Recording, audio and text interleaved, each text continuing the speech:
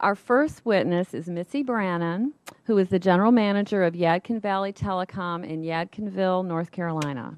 She has over 20 years of experience with the Yadkin Valley and currently resides in Fall Creek, North Carolina. She is testifying today on behalf of the National Telecommunications Cooperative Association organization for the promotion and advancement of small telecommunication companies and the Western Telecommunications Alliance. Thank you for being here, Ms. Branon, and we look forward to your testimony. Thank you for the invitation to participate in today's discussion on the role of broadband access in the startup and growth of small business. For the past 2 years, I've served as general manager of Yadkin Valley Telephone Membership Corporation, which is headquartered in Yadkinville, and my remarks today are on behalf of Yadkin Valley, as well as NTCA, APASCO, and WTA, and there's several hundred small community-based members that provide a variety of communication services throughout the rural far reaches of the nation. Our industry leads the way in deploying high-speed, sustainable broadband to rural America, thereby providing an incubator for small business ideas in rural America to be implemented and to flourish.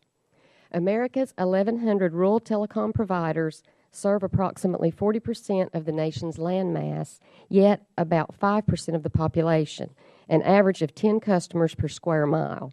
Yadkin Valley serves over 26,000 customer lines in our 670 square mile rural service area in the Piedmont portion of North Carolina. We employ 160 people, and our 2011 operating revenue was about $34 million. We offer 1.5 megabit broadband to 96% of our service area with much faster speeds offered to a majority of customers, and we're working on a strategic network plan to deliver 25 megabit broadband to the 55% of our customer base that doesn't already receive it. Rural providers are community-focused. When Internet first became widely available in the 1990s, Yadkin Valley donated time and material to wire the local schools. Yadkin Valley recently provided dedicated fiber circuits that connect a large hospital in Winston-Salem to medical facilities in our service area, empowering them to use state-of-the-art technology for transmitting patient files and images. The efficiencies of our broadband network mean more opportunity for small business to start up and grow, and companies from around the world can reach our customers through the Internet. Ever since Yadkin Valley began operating in 1950, we've been proud to serve as the only provider to the most rural areas of North Carolina, while other carriers chose to serve only the most profitable, densely populated towns. Broadband has become essential to doing business in the United States. The Small Business Administration reported in 2010 that 90% of small businesses use broadband, 71% had a website, and over one-third are not satisfied with their Internet speed. Small rural community-based telecommunications providers alone contributed $14.5 billion to the economy in 2009, supporting 70,700 jobs through employment and purchasing goods and services.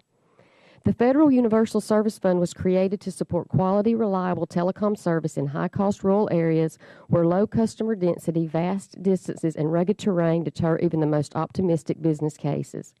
Without universal service and inter-carrier compensation, which is a system by which carriers compensate one another for the use of their networks, rural carriers would be forced to drastically reduce service or charge unaffordable prices, neither of which is consistent with long-standing national statutory policy. The FCC released its Universal Service Inter-Carrier Compensation Reform Order on November the 18th, 2011, with the aim of transitioning the program to explicitly support broadband service in rural America.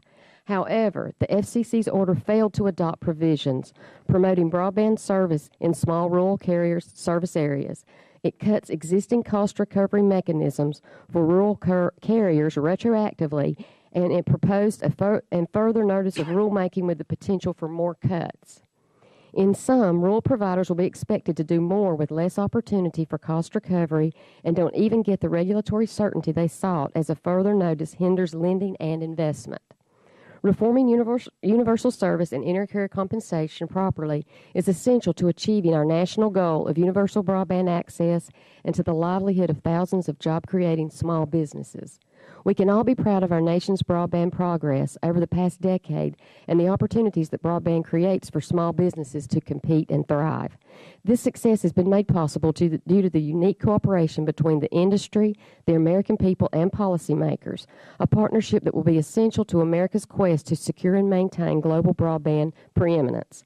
Rural providers and the rural associations are eager to continue working with you to move forward aggressively to fulfill the national objective of making broadband universally available. Thank you for your attention to this matter.